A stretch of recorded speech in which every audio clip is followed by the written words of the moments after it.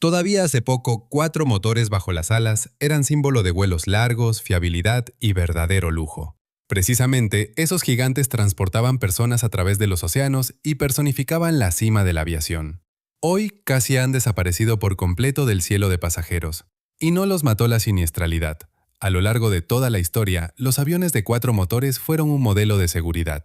Los destruyeron 2 motores grandes, una línea en las normas y una aritmética sencilla e indiscutible. Ahora analizaremos cómo sucedió eso. Parte 1. Cuando 4 era la única opción. Para entender la causa de la desaparición, primero hay que entender la causa de la aparición. Y aquí nos espera la primera sorpresa. 4 motores inicialmente no fueron una ventaja, sino una medida obligatoria. Trasladémonos a la temprana era de los reactores. Los primeros motores a reacción eran, según los estándares actuales, débiles. El empuje de un solo motor era suficiente para cifras bastante modestas. Para levantar un gran avión de pasajeros capaz de volar a través del océano, era necesario juntar el empuje necesario de varios motores así.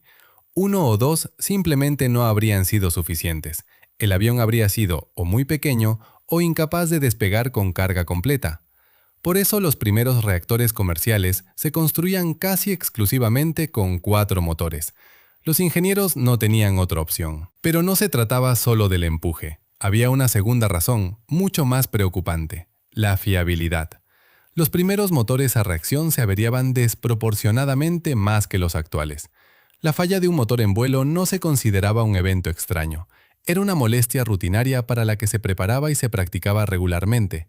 Y aquí, 4 motores daban lo que se buscaba con ellos: un margen de seguridad. Si uno de los 4 fallaba, quedaban 3, y el avión podía continuar el vuelo con calma. Incluso la falla de 2 de 4 motores, por grave que fuera, no significaba un desastre. Sobre el océano, donde hay miles de kilómetros hasta el aeródromo más cercano, ese margen no era un lujo, sino una condición para la supervivencia. Por eso apareció una regla que definiría la forma de la aviación de largo recorrido durante décadas.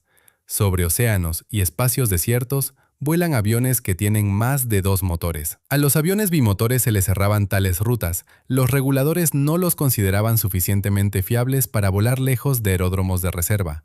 De esa regla surgió toda una era intermedia, la era de los aviones trimotores. La lógica era un compromiso. 3 motores eran más baratos y económicos que 4, pero al ser más que 2, las restricciones para rutas largas no aplicaban. Así aparecieron máquinas características con 2 motores bajo las alas y un tercero integrado en la cola. Siluetas peculiares y reconocibles al instante, que durante los años 70 y 80 eran una vista común en los aeropuertos. Hoy casi no quedan, y los destruyó exactamente lo mismo que a los cuadrimotores. Entonces, la imagen está clara. 4 motores fueron la respuesta a la debilidad y la falta de fiabilidad de los motores de su tiempo, y eso significa que bastaba con que los motores cambiaran, y toda la construcción lógica debía caer. Eso fue exactamente lo que sucedió. Parte 2. El motor que se hizo enorme. Lo principal que ha ocurrido en la aviación en los últimos 50 años es que los motores se han vuelto incomparablemente más potentes, eficientes y fiables. Y lo más interesante aquí es la forma en que lo lograron. Crecieron en tamaño. Para entender por qué, recordemos cómo un motor a reacción crea empuje. Expulsa hacia atrás una masa de aire y obtiene un impulso hacia adelante. Es la misma tercera ley de Newton, de la que hablamos al analizar la naturaleza de la sustentación. Y aquí está el punto clave. Se puede obtener el mismo empuje de 2 maneras diferentes. Se puede expulsar hacia atrás una pequeña masa de aire a muy alta velocidad, o se puede expulsar una masa enorme de aire a una velocidad moderada.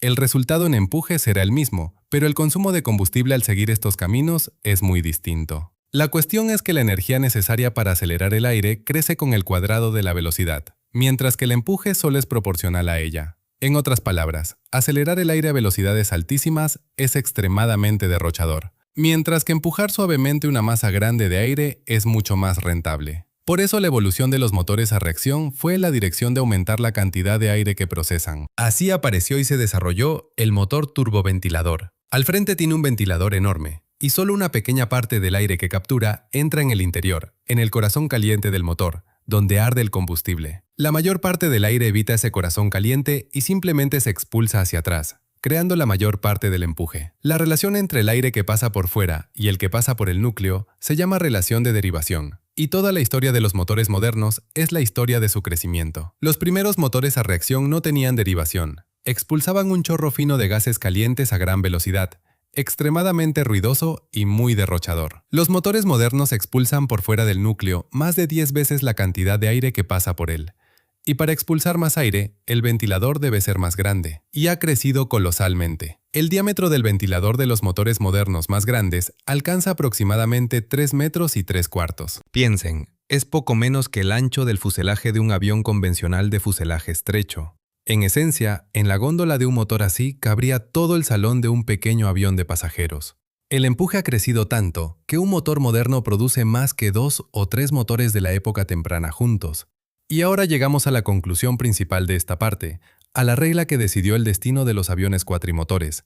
Un motor grande es fundamentalmente más eficiente que uno pequeño. La razón es la misma física. Cuanto más grande es el ventilador, mayor masa de aire puede expulsar a una velocidad moderada y, por lo tanto, más eficiente es su uso de combustible. Los motores pequeños están obligados a acelerar más el aire y pagan por ello con más consumo. La consecuencia es implacable. Si necesita cierto empuje total, es más rentable conseguirlo con 2 motores grandes que con 4 medianos. 2 motores grandes con el mismo empuje total consumen visiblemente menos combustible que 4 pequeños. 4 motores perdieron no porque se volvieron malos, sino porque la propia física del empuje a reacción premia el tamaño grande, y el empuje hay que dividirlo en 4 motores. Parte 3. 4 costes por 4 motores. Pero el combustible no es lo único. Los 4 motores tienen toda una serie de gastos ocultos, cada uno de los cuales por separado no parece crítico, pero juntos suman una sentencia. El primer coste es el mantenimiento. El motor es el componente más caro y exigente en cuanto a cuidado de un avión. Cada motor debe ser inspeccionado regularmente, mantenido según un calendario, y después de un cierto número de horas de vuelo enviado a una revisión general, un procedimiento complejo y muy costoso. 4 motores significan exactamente el doble de estos trabajos que 2. El doble de revisiones generales, el doble de inspecciones, el doble de motivos para reparaciones no planificadas. Para una aerolínea con decenas de aviones de este tipo, esto se convierte en un gasto colosal. El segundo coste son las piezas de repuesto y la logística. La aerolínea debe tener motores de repuesto. Si un motor falla, el avión no puede quedar parado semanas esperando. Un motor de avión de reserva es una pieza monstruosamente cara, y tener todo un almacén con estos motores para un tipo de avión específico no está al alcance de todos. Además, cuanto menos común es el tipo de avión en el mundo, más difícil y caro resulta todo. Menos especialistas, menos piezas de repuesto, menos lugares donde pueda ser mantenido.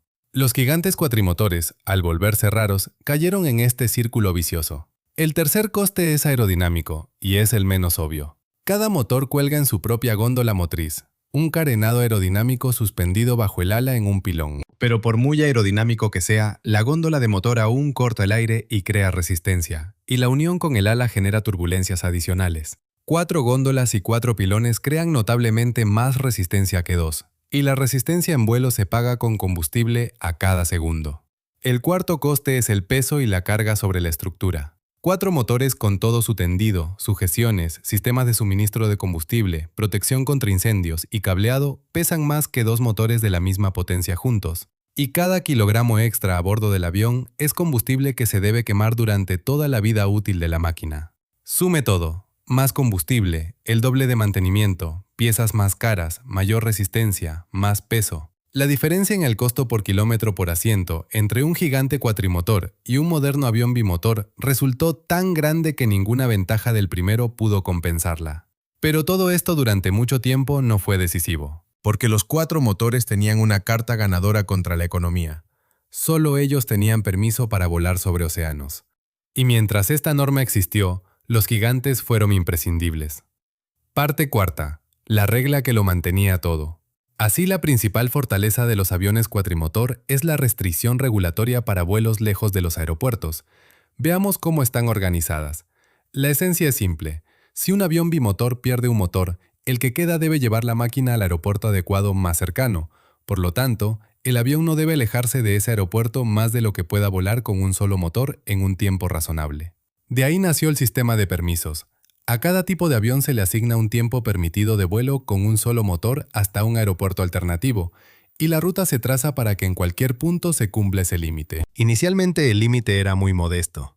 y esto prácticamente encerraba a los aviones bimotores cerca de la costa. El medio del océano estaba fuera de alcance porque allí, al aeropuerto más cercano, se tarda mucho más de 1 hora de vuelo. Por eso las rutas oceánicas durante décadas fueron dominio de máquinas de 3 y 4 motores. Después ocurrió lo que decidió el resultado. Los motores se volvieron fiables. Y no solo un poco, sino radicalmente. El motor a reacción moderno es uno de los dispositivos técnicos más fiables creados por el hombre. Los casos de apagado en vuelo se volvieron tan raros que se cuentan con los dedos en centenas de miles de horas de funcionamiento. Acumuladas las estadísticas, los reguladores comenzaron a ampliar poco a poco los permisos. Primero elevaron el límite a 120 minutos, y esto ya abrió muchas rutas oceánicas para los aviones bimotores. Luego a 180 minutos, lo que permitió cruzar el Atlántico en la mayoría de las direcciones. Después aparecieron permisos superiores a 200 minutos. Y luego 330. Finalmente, los modernos aviones bimotores de largo recorrido obtuvieron permisos de aproximadamente 370 minutos. Es decir, más de 6 horas de vuelo con un solo motor hasta el aeropuerto más cercano. Comprendan la magnitud de esta cifra. Más de 6 horas es un alcance en el que prácticamente en toda la superficie del planeta, incluyendo las zonas más desiertas de los océanos y las regiones polares, se encuentra un aeropuerto al alcance. En otras palabras, la restricción dejó de ser restrictiva. Para el avión bimotor se abrieron prácticamente todas las rutas comercialmente razonables del mundo. Y en ese momento desapareció la última ventaja de tener 4 motores. Antes la elección era así: o un gigante poco económico que puede volar a todas partes, o un avión bimotor económico al que le están cerradas las rutas largas. Ahora la elección es otra. O un gigante poco económico o un avión económico que también puede volar a todas partes. Con esta formulación, la decisión es obvia. La ironía de esta historia es que las reglas inventadas para los bimotores finalmente se aplicaron también a los cuatrimotores. El último de los grandes, Jumbo, también obtuvo su permiso según este sistema. Las reglas vencedoras absorbieron a los vencidos. Parte 5. El pasajero que no quería escalas. Mientras los ingenieros competían en eficiencia, cambió algo más, y el golpe por este lado resultó ser igualmente duro para los gigantes. Cambiaron las rutas mismas y los hábitos de los pasajeros. Durante mucho tiempo, la aviación mundial se estructuró según un esquema llamado nudos y radios. La lógica es la siguiente. Pasajeros de todo el país o región vuelan en aviones pequeños hacia un aeropuerto nodal grande. Allí hacen transbordo a un enorme avión que los traslada a través del océano a otro nudo similar, y desde allí se dispersan en vuelos pequeños hacia sus ciudades. El avión gigante en este esquema es el elemento central. Solo él puede transportar a la vez a una multitud reunida de muchas direcciones. Precisamente para este modelo se crearon los aviones más grandes de la historia. El cálculo era que el mundo estaría más conectado, los aeropuertos principales serían aún más grandes y el tráfico se concentraría en unos pocos nudos gigantes, entre los cuales circularían máquinas de súper gran capacidad. Pero todo resultó diferente. Resultó que a los pasajeros no les gustan las escalas. Las personas están dispuestas a pagar para volar directamente desde su ciudad hasta el destino, sin perder horas cambiando de avión en un aeropuerto ajeno. Y los aviones bimotores eficientes de tamaño mediano con gran alcance hicieron posibles esos vuelos directos. Una ruta donde nunca se llenaría un gigante resulta rentable en un avión con la mitad de capacidad. En lugar de un solo vuelo enorme entre 2 nudos, aparecieron 10 vuelos directos entre 10 pares de ciudades. Este esquema se llama punto a punto, y poco a poco desplazó al anterior. Hay una segunda razón, puramente comercial: el riesgo. El avión gigante es rentable solo cuando está casi lleno. Si la demanda cae un poco, el vuelo se vuelve deficitario, porque los costos de operar la gran máquina apenas dependen de cuántos pasajeros lleve. En este sentido, un avión con la mitad de capacidad es mucho más seguro para la aerolínea. Es más fácil llenarlo, y si la demanda crece, simplemente se puede añadir un segundo vuelo. La flexibilidad y la frecuencia resultaron ser más valiosas que la capacidad. Si a eso se suman las preferencias de los pasajeros, a quienes les resulta más cómodo elegir entre varios vuelos al día en vez de ajustarse al único vuelo del gigante, queda claro que el modelo de negocio para el que se crearon estos colosos cuatrimotores simplemente desapareció. Parte 6. Crónica del ocaso. Ahora juntamos todo y vemos cómo se iban los gigantes, porque no se fueron de una vez, sino en oleadas, y cada oleada tenía su propio impulso. El primer golpe lo dio el combustible. A principios de los 2000, los precios de los carburantes subieron bruscamente, y la diferencia en el consumo, que antes era molesta, se volvió decisiva. Fue entonces cuando cayeron los pedidos del cuatrimotor de largo recorrido de fabricación europea. Era una máquina excelente, pero llevaba 4 motores de potencia media en lugar de 2 grandes, y en la nueva realidad del combustible, eso resultó ser una sentencia. El fabricante intentó salvar el programa con versiones más largas y con mayor capacidad, pero los pedidos se agotaron y la línea se cerró. El segundo golpe lo recibió el avión comercial más grande de la historia, el gigante de doble cubierta. Fue creado como la corona del esquema con aeropuertos nodales, y sobre el papel todo era perfecto. Capacidad récord, comodidad, silencio en la cabina. Pero para el momento de su apogeo, el mundo ya se dirigía hacia vuelos directos, y los aviones de 2 motores económicos aprendieron a volar a cualquier destino. Los pedidos disminuían cada vez más, y de hecho, todo el programa dependía de una única aerolínea cuya estrategia de negocio se basaba justamente en ese gran nodo. Cuando esa aerolínea también redujo sus pedidos, continuar se volvió inútil. Se anunció la suspensión de la producción y el último ejemplar fue entregado al cliente. El tercero en marcharse fue el legendario Jumbo, esa silueta de 2 pisos con la joroba característica que durante medio siglo fue el rostro de toda la aviación civil. Las versiones para pasajeros fueron retiradas de las flotas una tras otra, y luego se cerró la línea de producción. Difícil imaginar un final más simbólico. El avión que una vez hizo los vuelos largos, masivos y accesibles, se fue, vencido por máquinas que fueron posibles gracias a su propio legado. Un acelerador aparte fue la pandemia. Cuando el tráfico de pasajeros se desplomó, las aerolíneas tuvieron que elegir qué aviones reintroducir primero en servicio y cuáles nunca más. La respuesta fue clara. Volvieron los económicos, flexibles, de tamaño medio. Muchos gigantes puestos en tierra en ese periodo ya no regresaron al aire. Su baja simplemente se pospuso varios años. Luego la demanda se recuperó, pero el hábito de contar cada litro de combustible quedó, y nadie volvió a sacar a los colosos cuatrimotores. Parte séptima. ¿Volverán los 4 motores? Antes de despedirnos, conviene aclarar. Los 4 motores no han desaparecido del cielo por completo. Simplemente se han retirado de la aviación de pasajeros hacia aquellos ámbitos donde sus ventajas todavía prevalecen. El primer ámbito es el transporte de carga. Muchos antiguos gigantes de pasajeros han recibido una segunda vida en versión de carga, y el famoso Jumbo, con la parte frontal que se abre hacia arriba, sigue siendo uno de los mejores aviones de carga del mundo. En él se pueden cargar mercancías de gran longitud directamente por el morro. El segundo ámbito es la aviación militar y especial.